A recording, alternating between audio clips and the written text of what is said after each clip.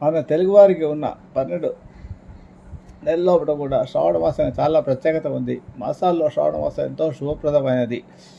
శుభకార్యాలకు, నోములకు, వ్రతాలకు పెట్టిందే పేరు ఈ శ్రావణ మాసం.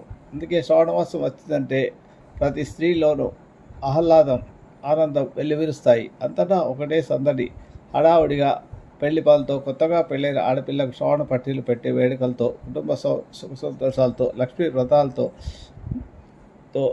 నోవులతో అందరి ఇళ్ళు కలకలలాడుతూ ఉంటాయి.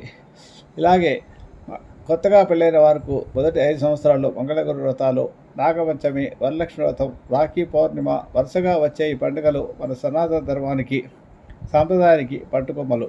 వాటి గురించి తెలుసుకోవడం చాలా అవసరం. ఈ శ్రావణ మాసంలో ముఖ్యంగా ప్రతి స్త్రీ కూడా వరలక్ష్మి వ్రతాన్ని ఆచరిస్తారు. కొత్తగా పెళ్ళైన వారు 5 సంవత్సరాల వరకు